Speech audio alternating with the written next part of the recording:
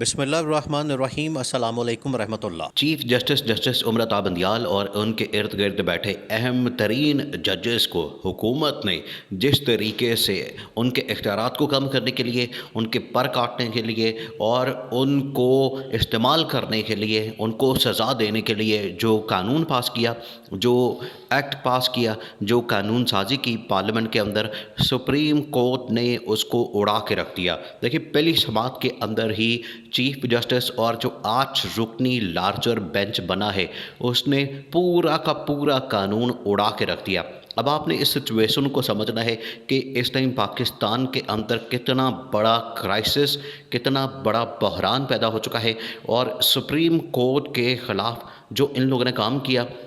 Supreme court کے اوپر جو حملہ کیا، سپریم کورٹ کے ججز کے اوپر جو حملہ کیا، سپریم کورٹ کی آزادی ختم کرنے کی کوشش کی،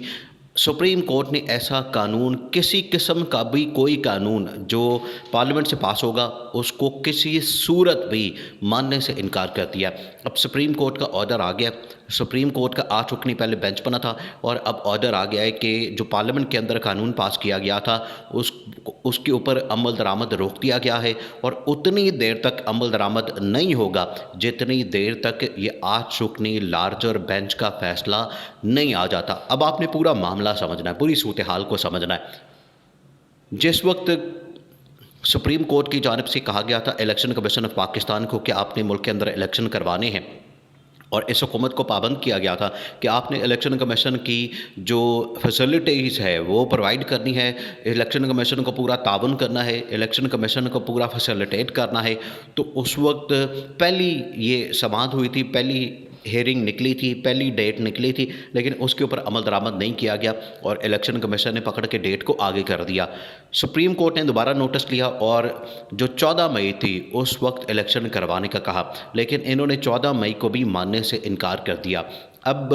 جب سپریم کورٹ کی جانب سے بار بار یہ فیصلے آ رہے تھے، تو شہباز شریف نے کیا کیا؟ شہباز شریف نے حکومت کے ساتھ مل کے، شہباز شریف نے پوری حکومت کو اپنے ساتھ ملا کے ایک قانون پاس کر دیا، اور اس قانون کا مقصد یہ تھا کہ ہم نے جو سپریم کورٹ کے چیف جسٹس امرتا بندیال اور اس کے جو لائک مائنڈڈ ججز ہیں، جس کے اندر جسٹس منیب اختر، جس کے اندر جسٹس اعجاز الاحسن،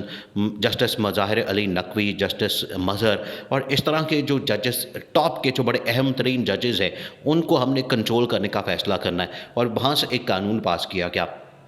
جیسے ہی وہ قانون پاس کیا گیا تو اس قانون کے خلاف عمران خان کی جانب سے بھی، پی ٹی آئی کی جانب سے بھی، اور پاکستان کے اندر وکلاء کی جانب سے بھی سخت ترین ریاکشن آیا، اور اس کے خلاف پٹیشن آنا شروع ہو گئی۔ جیسے ہی اس کے خلاف پٹیشن آنا شروع ہو گئی تو سپریم کورٹ آف پاکستان نے ان پٹیشن کو سننے کے لیے ان کو لگا دیا۔ اب اس کی سماعت ہوئی ہے، پہلی سماعت کے اوپر ہی چیف جسٹس آف پاکستان اور 8 رکنی بینچ نے اس پورے قانون کو اڑا کے رکھ دیا، اور اتنی دیر تک اس کے اوپر عمل درآمد روک دیا ہے جتنی دیر تک 8 رکنی بینچ کی جانب سے اس کا فیصلہ نہیں ہو جاتا۔ اب آپ نے اس قانون کی اور یہ جو سازش تیار کی گئی تھی اور سپریم کورٹ کا جو ریاکشن، اب آپ نے وہ سمجھنا ہے۔ اس کے اندر 2-3 سیناریو پیدا ہونے والے ہیں۔ جو پہلی سماعت ہوئی اس کے جو ریمارکس تھے chief justice of Pakistan justice Amrita Bandial کی جانب سے، بڑے زبردست ریمارکس تھے، اور سیناریو کیا پیدا ہونے والا ہے اب آپ نے وہ سمجھنا ہے۔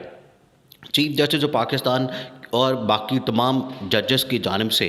2 ٹوک انداز میں پہلی سماعت کے اوپر ہی یہ کہا گیا کہ کوئی آپ کے پاس اختیار یا پاور یا اتھارٹی نہیں ہے کہ آپ سپریم کورٹ کے معاملات کے اندر، سپریم کورٹ کے رولز کے اندر، سپریم کورٹ کے جو قوانین ہیں اس کے اندر آپ مداخلت کریں، کیونکہ سپریم کورٹ کے رولز بنے ہوئے ہیں، سپریم کورٹ کے اپنے لاز بنے ہوئے ہیں، آپ اس کے اندر مداخلت نہیں کر سکتے، آپ اس کے اندر انٹرفیرنس نہیں کر سکتے۔ اٹارنی جنرل کو بھی بتا دیا، اور باقی جتنے لا آفیسرز تھے، جس کے اندر جو وزیر قانون بھی ہے، جو حکومت ہے، ان کو بتا دیا۔ انہوں نے کیا کیا کہ جیسے ہی یہ ہیئرنگ ختم ہوئی، جیسے یہ سماعت ختم ہوئی، اب یہ کہا کہ ہم کسی صورت بھی اس قانون کو نہیں مانیں گے جو کہ سپریم کورٹ کے اندر جو قوانین ہے، سپریم کورٹ کے اندر جو رولز ہے، ان کو ختم کرنے کی یا ان کے اندر ترامیم کرنے کی، ان کے اندر امینڈمنٹس کرنے کی اجازت دیتا ہو، ہم کسی قسم کے اس قانون کو نہیں مانتے۔ اور سپریم کورٹ نے بڑا کلیئر کر دیا کہ پارلیمنٹ اس قانون کے اندر، ان رولز کے اندر کوئی مداخلت نہیں کر سکتی، یہ تو بتا دیا۔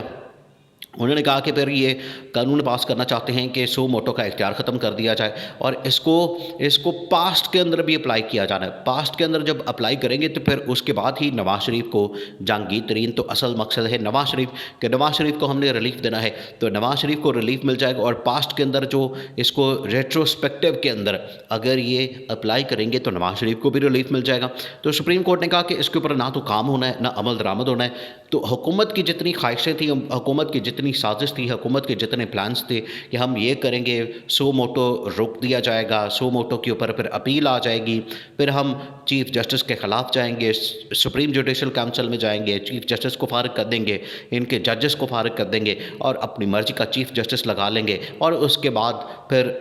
دے دنادن ہوگا اور ہم پاکستان کے اندر دندناتے پھریں گے۔ تو یہ سارے پلان اب ملیا میڈ کر دیے ہیں، نیست و نابود کر دیے ہیں سپریم کورٹ نے۔ اب اس کے بعد کیا ہوا؟ جیسے ہی سپریم کورٹ نے سماعت مکمل کی، یہاں پر حکومت کی جانب سے اسلام آباد میں